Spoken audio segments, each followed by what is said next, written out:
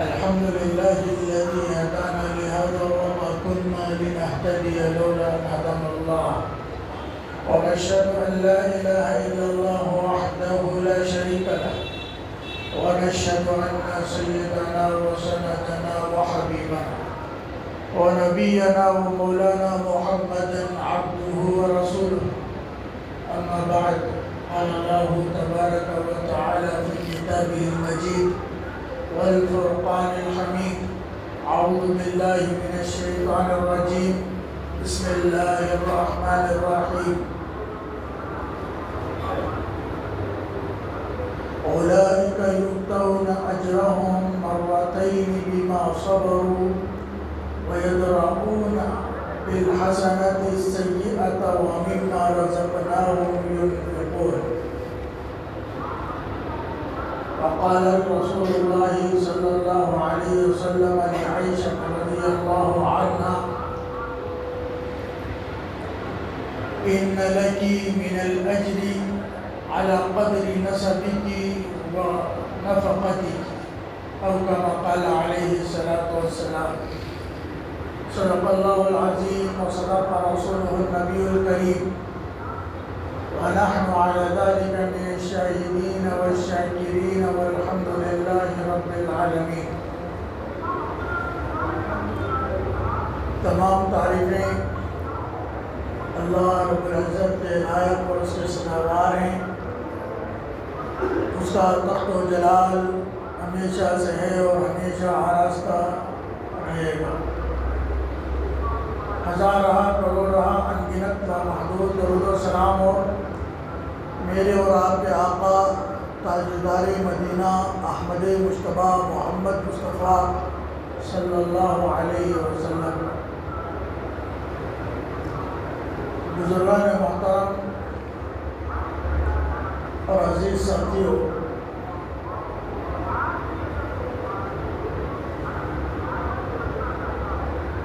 اللہ پاک نے رمضان مبارک کے موقع پر اپنی رحمتوں، اپنی برکتوں، اپنی مغفرتوں اور بخششوں کا نزول فرمانے کا وعدہ فرمایا ہے.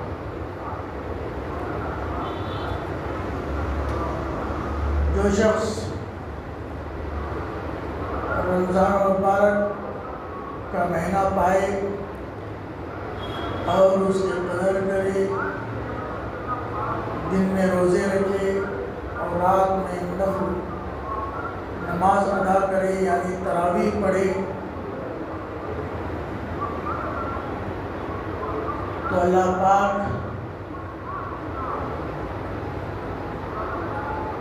کی خاص رحمت اور برکت اور مغفرت کا حقدار ہوگا.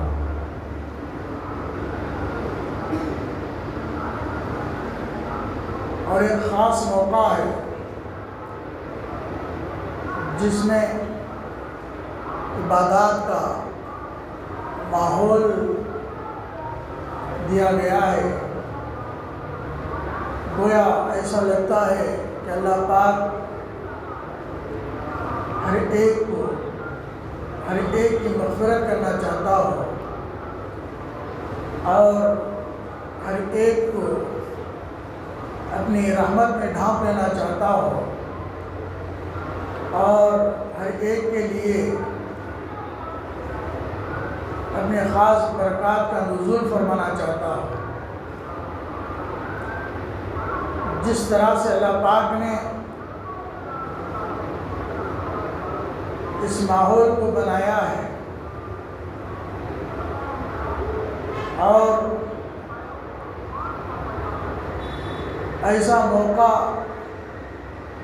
کہ جس میں نیکی کرنا آسان ہو اور اس کا اجر بڑا ہو، جس میں برائی سے بچنا آسان ہو اور اس کا اجر بڑا ہو. بس خاص اللہ پاک کی عنایت اور اس کی مہربانی۔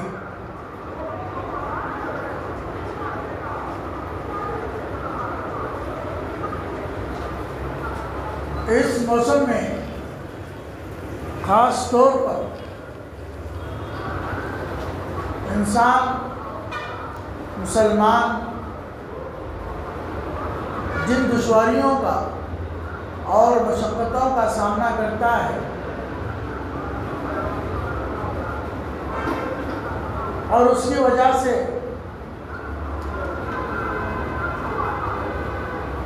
جو اسے اجر ملنے والا ہے وہ دوہرا اجر ملنے والا ہے۔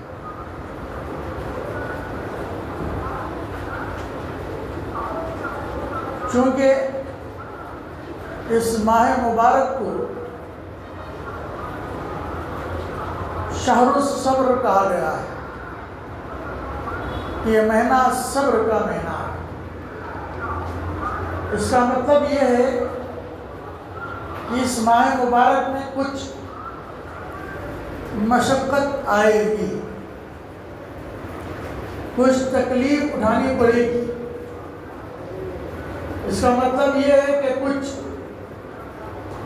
برداشت کرنا ہوگا، کیونکہ صبر تو وہیں ہوتا ہے جہاں تکلیف ہو، صبر تو وہیں ہوتا ہے جہاں مشقت ہو، صبر تو برداشت کرنے کو کہا جاتا ہے۔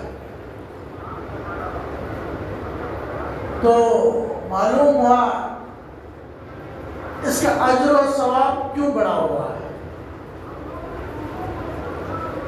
اس میں نیکیاں کیوں دگنی اور نہ جانے اللہ کے یہاں اس کا ثواب کتنا بڑا ہوا ہے، وہ اللہ بہتر جانتا ہے۔ آخر کیوں؟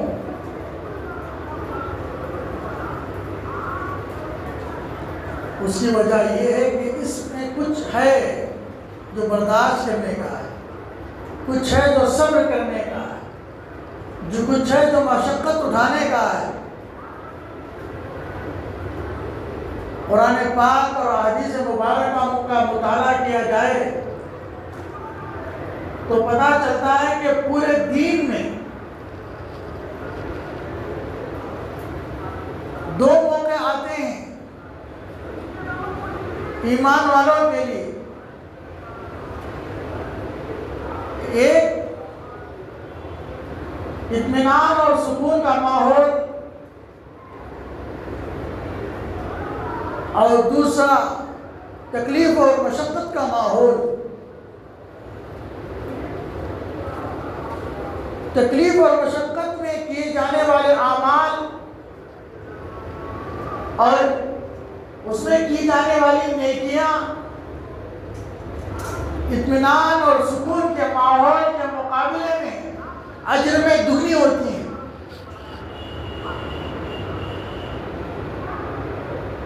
اور اللہ کی طرف سے خاص عنایتیں ان لوگوں کے لیے ہوتی ہیں، اور اللہ کے یہاں ایسے لوگوں کی پذیرائی ہوتی ہے، اللہ کے یہاں ایسے مشقت اٹھانے والے اور مشقت اٹھا کر اطاعت گزاری کرنے والے، عبادت گزاری کرنے والوں کے لیے اللہ کے یہاں اجر بڑا بڑا کر دیا جاتا ہے۔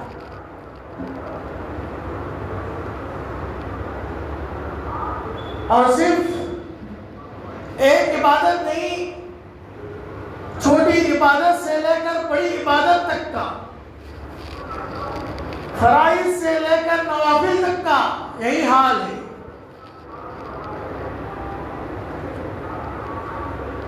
بڑے غور کرنے کی بات ہے کہ اللہ پاک اپنے بندوں کے لیے کتنا مہربان ہے، اور اللہ پاک اپنے بندوں کے کیے جانے والے اعمال پر کتنا قدردان ہے، اور ان کے ماحول کے اعتبار سے، ان کی تکلیف کے اعتبار سے، ان کی مشقت کے اعتبار سے اللہ پاک اجر دے رہا ہے۔ یہ بڑے سوچنے کی بات ہے۔ کئی واقعات اس سلسلے میں اور کئی احادیث اس سلسلے میں ملتی ہیں کہ عبادت میں اور اطاعت میں مشقت ہو تو اجر بڑھ جاتا ہے۔ ایک قرآن پاک میں ایک جگہ ارشاد فرمایا گیا، ذَلِكَ بِأَنَّهُمْ لَا يُصِيبُهُمْ ظَمَأٌ وَلَا نَصَبٌ وَلَا مَخْمَصَةٌ فِي سَبِيلِ اللَّهِ وَلَا يَطَئُونَ مَوْطِئًا يَغِيظُ الْكُفَّارَ وَلَا يَنَالُونَ مِنْ عَدُوٍّ نَيْلًا إِلَّا كُتِبَ لَهُم بِهِ عَمَلٌ صَالِحٌ۔ ایک غزوے اور جنگ کی بات اس آیت میں کہی گئی ہے، اور اس جنگ اور غزوے میں جو تکلیفیں مسلمانوں کو اٹھانی پڑی، جو مشقت مسلمانوں کو برداشت کرنی پڑی، اور جو صبر مسلمانوں نے اس وقت کیا ہے، اس کی تعریف اللہ پاک نے اس آیت میں فرمائی ہے۔ اور اللہ پاک نے ایسے عمل کو بڑا پسند کیا ہے۔ غزوہ احزاب کا ذکر ہے جس میں مسلمانوں کو جو ہے بھوک برداشت کرنا پڑا، پیاس برداشت کرنی پڑی، اور تکلیفیں جو کفار کی جانب سے انہیں آئی اسے برداشت کرنا پڑا۔ تو اللہ پاک نے اس آیت میں بیان فرمایا، ذَلِكَ بِأَنَّهُمْ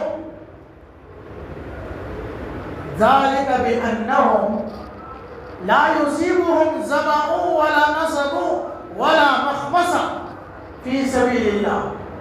مسلمانوں کو کوئی پیاس کی وجہ سے تکلیف پہنچتی ہے، یا پھر کوئی کبھی بھوک کی وجہ سے تکلیف پہنچتی ہے، اور کبھی جو ہے کوئی بھاری کام ہونے کی وجہ سے، تھکان کی وجہ سے تکلیف پہنچتی ہے، اور یہ اس جنگ میں پہنچی ہے کہ انہیں پیاس بھی لگی ہے، انہیں بھوک بھی لگی ہے، انہیں تھکان بھی ہوئی ہے۔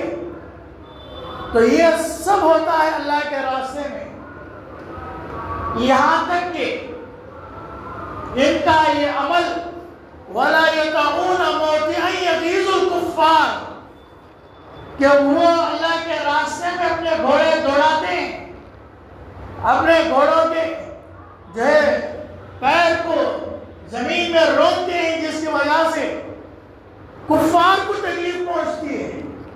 ان کے اس جنگ میں گھوڑے دوڑانے کی وجہ سے جو کفار کو تکلیف پہنچتی ہے، وَلَا يَنَالُ مِنْ عَدُوٍّ نَيْلًا اور جو کچھ بھی انہیں کفار کی جانب سے ملتا ہے، پہنچتا ہے، چاہے وہ ہزیمت کی شکل میں ہو، چاہے فتح کی شکل اور شکست کی شکل میں ہو، چاہے مال غنیمت کی شکل میں ہو، کسی بھی شکل میں اپنے دشمن کی جانب سے کچھ انہیں پہنچتا ہے، تو فرمایا إِلَّا كُتِبَ